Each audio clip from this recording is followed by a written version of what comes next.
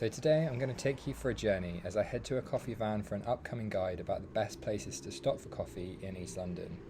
I'm Miles, the founder of Frame. We connect people with cycle training. Today I want to talk about why cyclists shouldn't use cycle lanes and when they should. I'm going to show you what I mean as I cycle along and encounter different types of cycling infrastructure and when I choose to use it. The ride is starting near to Black Horse Road Station in Walthamstow where I live, and looking ahead I have a choice as to whether I want to use the crossing or stay on the main carriageway. This is a bit of a gamble because it's not easy to get back onto the cycle lane if the lights turn red. However, I'm not in a hurry because it's a gorgeous day, but it'll be a little bit annoying if I have to lose some time waiting for the lights to change. As you can see, I needed to make a quick decision and I decided to follow the car in front while the lights were green ahead of me. It ended up being the right decision as the lights changed to red just after I passed. I stayed on the road as there's no way to get onto the cycle lane as there's a curb.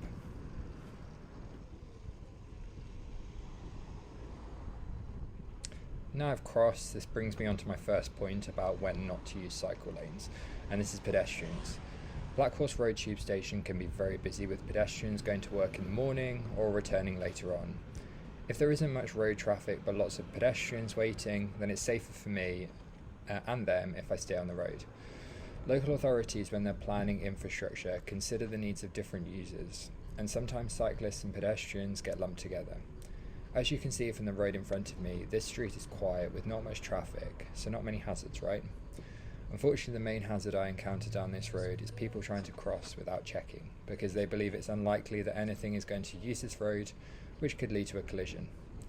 If I was riding down a busier road that wasn't closed at the end, it's less likely that people would try to cross in front of me.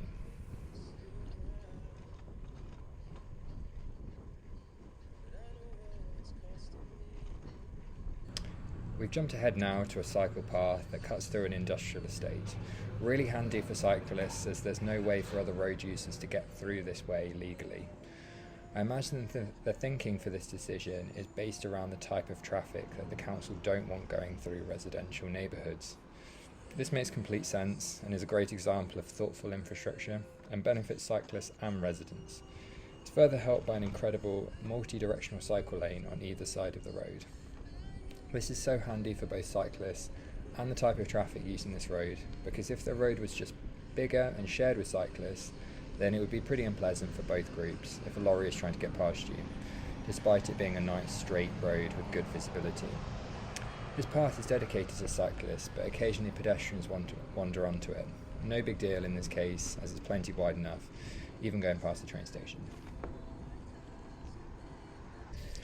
So while I wind my way through this park, I want to talk about the law. What's the wording of the highway code and why is this important?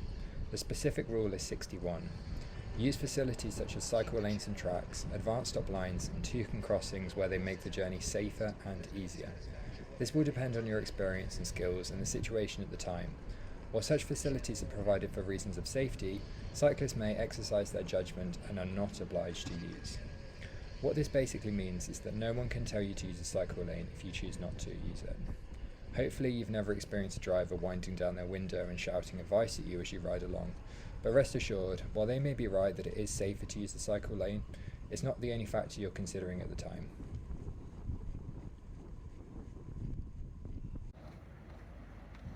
So while I'm researching this Americano and cheese toasty, I'll tell you what other things influence your decision.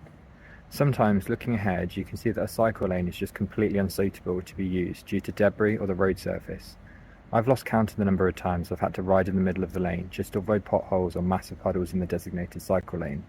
If I had stuck to the markings on the road, then I'd probably need to stop or slow to a crawl, potentially causing an issue for anyone behind me, including drivers. Cycle paths are also notorious for broken glass as they don't get swept as regularly as roads. If someone drops a bottle on a separate path, then it could be weeks before it gets cleared.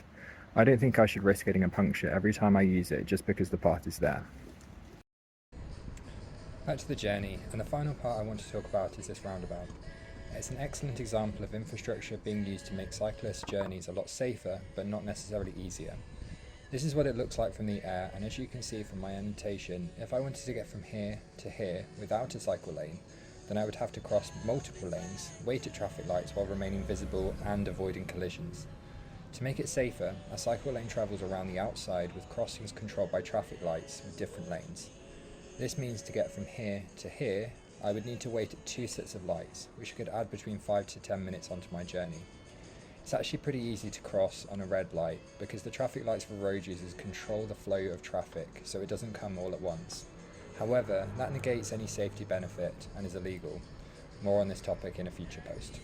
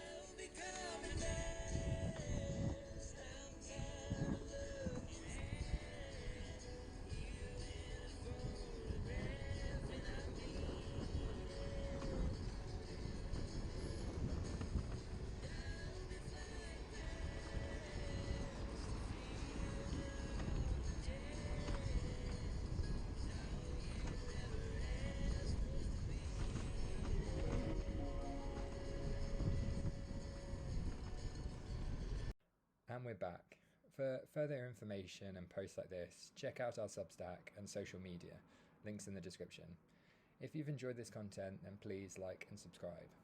Let us know in the comments if there are other reasons we haven't thought of, and thank you for watching.